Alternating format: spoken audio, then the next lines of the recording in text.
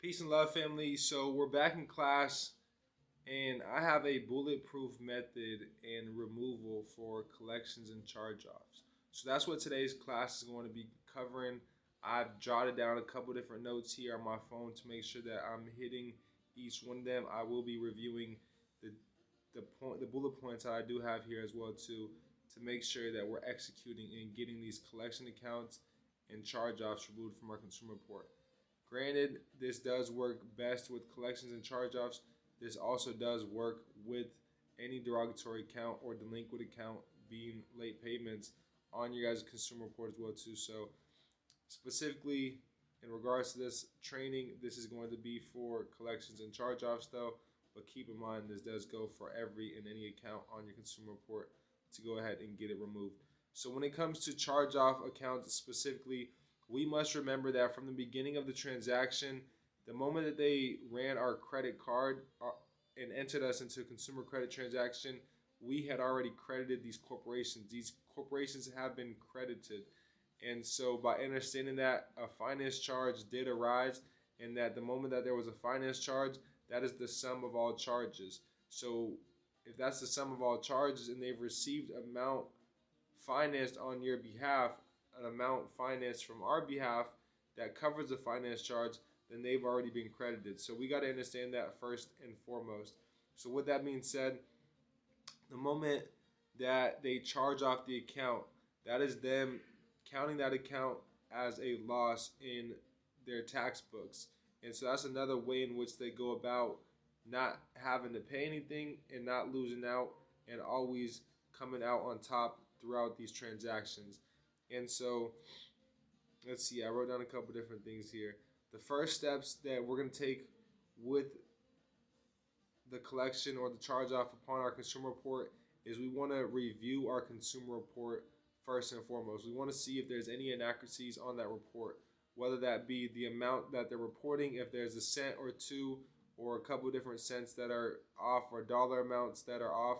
That is an inaccuracy on our consumer report, and in pursuant to congressional findings of the FCRA, that's a clear violation of them reporting unfair and inaccurate reports, and I demand a deletion of those accounts. The next thing that we want to cover is we want to cover the credit sale agreement. So specifically speaking for credit cards, if you guys don't have the credit card agreement, then what you guys want to go through and look at is the CFPB's credit card agreement website online, and you guys could find every single credit card agreement out there to go ahead and help you guys find the arbitration provision, which at the end of the day, that's what we're looking for, is that arbitration provision. You guys want to see where it tells you guys how you guys can go through and dispute with them through arbitration, because that's what's going to lead us into not only getting the account deleted, but helping us go out and get the bag and having them settle as well too, family. So so we do want to find, step one is getting the reports, that being the consumer report as well as the agreement with these corporations. If you guys don't have the credit card agreement or can't find it on the CFPB website, go through adr.org and you guys can get the arbitration provision through adr.org. Just select on the tab at the top consumers and then scroll down to the bottom where it talks about to view arbitration provision or clauses, and then you'll click on that, enter in some personal information, and it will give you a search bar allowing you to search any and every single bank, and you guys will search that bank. I do recommend using, with disputing through that corporation, the address that they give to you guys on adr.org as well too, and then right next to it, it will be a PDF file of their arbitration provision, which I do recommend you guys downloading that and using the arbitration provision with the consumer report to go ahead and lead us into our next steps. So within this, we're going to really be breaking down a lot of the FDCPA. So I want you guys to just get familiar with just alone the congressional findings. It talks about how there's been abusive practices. So it states that there's abundant evidence of the use of abusive, deceptive, and unfair debt collection practices by many debt collectors. So abusive debt collection practices contribute to the number of personal bankruptcies, marital instability, to the loss of jobs, and to the invasion of consumers' privacy. So there's codes that are specifically geared towards abusiveness. deceptiveness, and unfair debt collection practices. And we're going to break them down on today's call. So, another law specifically that pertains to unfair practices would be 15 USC 1692F, and is defined and broken down very clear within the FDCPA. Furthermore, they talk about deceptiveness. That's also explained within false or misleading representation, which I promise you within 15 USC 1692E, which is false or misleading representation, you guys will find minimum 3 to 5 different violations within just that deceptive code with itself, 15 USC 1692E. So that talks about all the deception that's been going on. So with all of my findings, I'll draft this up so you guys can use those two codes within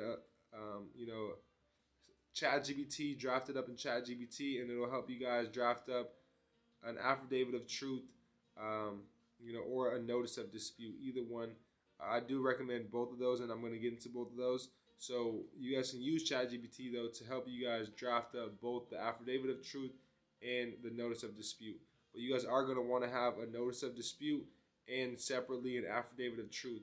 But specifically speaking, use the FDCPA to help you guys with all of your findings with drafting up your affidavit of truth.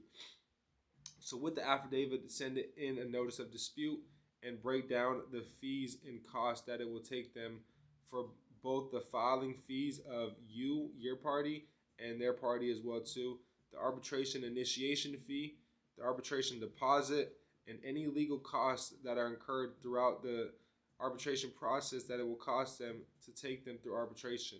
So we want to make sure to throw out the costs and speak the money game to these corporations.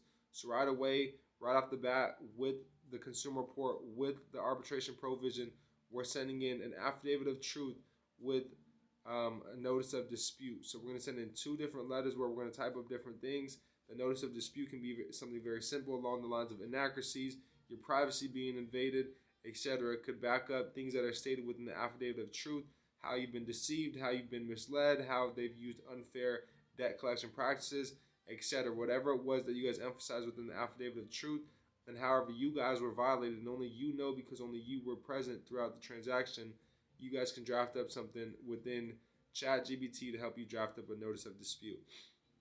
You guys send all of that off, certified mail, green return receipt, and you guys wait to hear back.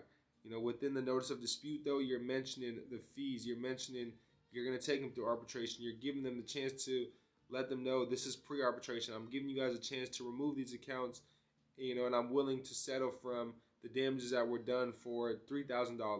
Or you guys can right away start out with a higher amount, $6,000, for damages that have been done for mental distress, for marital instability, for you guys, inconveniently calling me at inconvenient hours when I operate a business, so you guys define as such. And I would, within there as well too.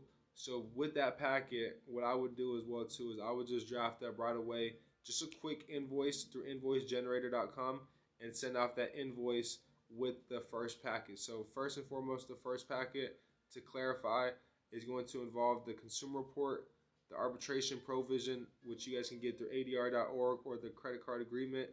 The next thing is going to include an affidavit of truth, a notice of dispute, which you guys will use both of those to draft up through. And we have an affidavit of truth video here and a whole PDF and template for you guys. All you guys got to do is insert in the body different violations and findings on how they've violated you. And then the notice of dispute, you guys can use ChatGPT to help you draft up a notice of dispute. But within the notice of dispute, we are going to mention that we're giving them the chance to settle right then and there.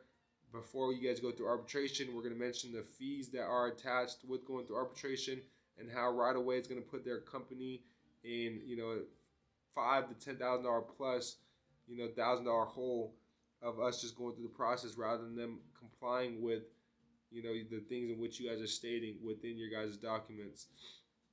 Then you guys are going to mention, after we've sent that off, and include an invoice to invoicegenerator.com of whatever it is that you guys are looking to settle with as well too, for before you guys do take them through arbitration. So just like they invoice you guys, we want to be sending them in invoices as well too. So The next steps that we're going to be taking, family, is, what I do want to make very clear as well too, is that each one of these violations within the affidavit of truth as well is also $1,000 per violation. So what that means is, your invoice can be more than just what you guys are looking to settle for. You guys can right away invoice them even more, tens of thousands of dollars right away, and then let them know I'm willing to settle with you guys if you guys are willing to comply with the deletion of this account. And I demand, or I expect a response within 10 to 15 business days. So I am going to invoice them and mention that in pursuant to 15 USC 1692K, it is $1,000 per violation and pursuant to the FDCPA. So with all of your findings, you'll draft this up into an affidavit and cite the findings. So with the affidavit, send in the notice of dispute, write down the fees and costs that are included. You're going to get the affidavit notarized, and you're going to send it off green return receipt. And I want all of it, and it can also be done online through onlinecertifiedmail.com. After you guys have done that, submit a report fraud. So after you guys have done all of that, so that's round one, I want you guys to go to reportfraud.ftc, and you guys will report fraud through the Federal Trade Commission of these accounts that are being reported that we want removed from our consumer report. So reportfraud.ftc is going to help us with the removal of these accounts. And this is an online complaint that we'll file through the Federal Trade Commission of the accounts in which we are disputing. So this is all after the first package is sent. This isn't any paperwork that's needed. It's just a 3 to 5 minute complaint online that we'll fill out to go ahead and get this collection or charge off removed. Within any form of communication, collection, or charge off, you want to use the terms within the FDCPA and use as many violations within the FDCPA as you can. The FDCPA is your guys' friend. Also file as many CFPB complaints and OCC complaints as you're awaiting the process of the removal. After you guys have gotten a response from your guys' notice of dispute and your pre-arbitration, if they're not willing to comply, I want you guys to then apply for accounts. I'll list a couple different accounts in which you guys can apply for down below to this video. And then what I want you guys to do next is I want you guys to go out and file arbitration next. And now that you guys have applied for accounts, more than likely been denied, damages have been done. And I want you guys to mention the damages that have been done through your guys' arbitration. And we have a video here breaking down how to file arbitration. So make sure you guys take the steps accordingly, whether that be sending it through mail or whether that be filing online with their fast file, which would take less than 3 to 5 minutes, family. So let's get it, family. I'll see you guys in the next class. I look forward to seeing you guys within class, taking notes and applying this information so that we can not only get these things removed, but go get the bag and get reparations as well too, family. Let's get it. Peace and love.